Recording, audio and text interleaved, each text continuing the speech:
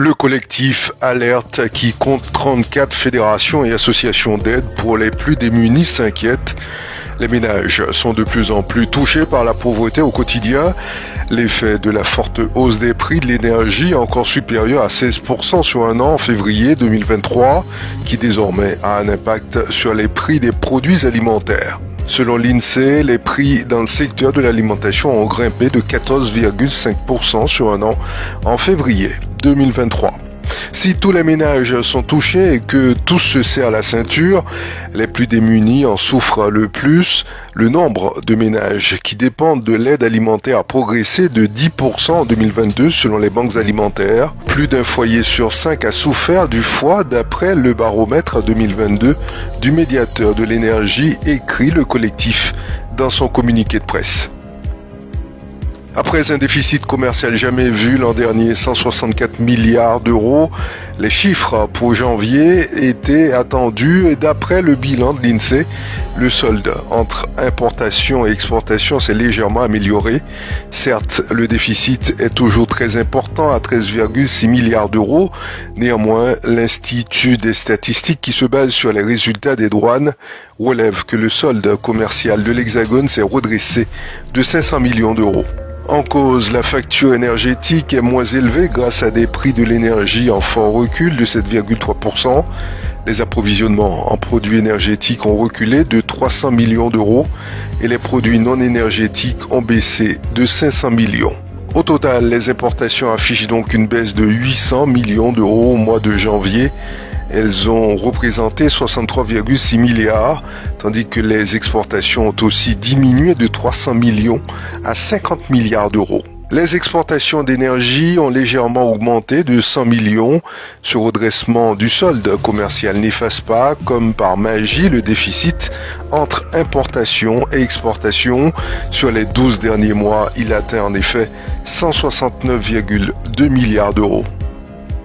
Le spectre de la crise financière de 2008 plane au-dessus des marchés financiers américains.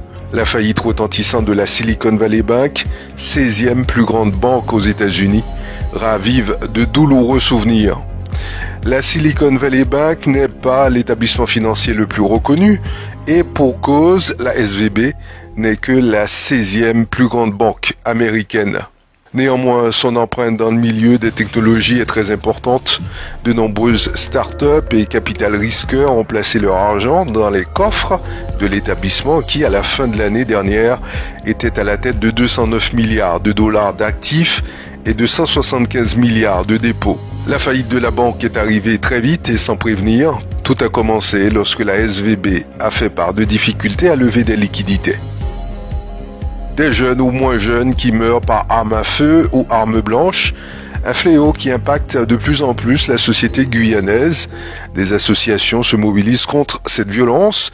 Le 9 mars, à Montluçon à Cayenne, l'une d'entre elles a organisé un hommage à un Guyanais décédé dans l'Hexagone en présence de la mère du défunt.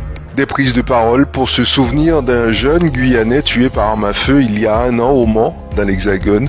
Kevon Langorne avait 27 ans. Il avait grandi ici, à Montluçon.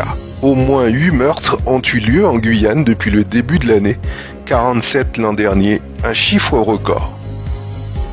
Leonardo Mosquera, mis à l'honneur par la collectivité territoriale de Guyane après son titre de champion de France de boxe.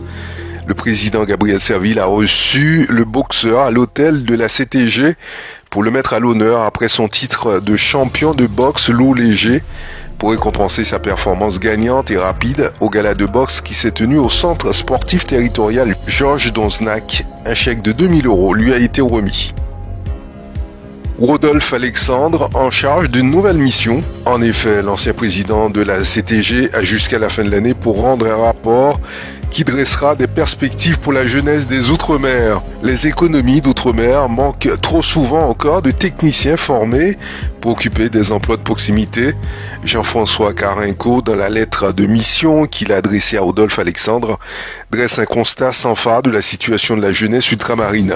À l'occasion des rendez-vous de travail ce lundi 13 mars au Rio Dino à Paris, le ministre délégué aux Outre-mer a pu redire de vive voix ce qu'il attendait de lui à l'ancien président de la collectivité territoriale de Guyane. Les fidèles de l'Église catholique sont entrés en carême depuis le mercredi des Cendres. Durant 40 jours, ces hommes et ces femmes de Dieu expérimenteront les faveurs divines qui les mèneront jusqu'à Pâques, une fête majeure dans le calendrier religieux. Le carême a commencé le mercredi 22 février avec les messes dites des Cendres dans toutes les églises de Guyane. En préambule, le carême prépare la fête de Pâques.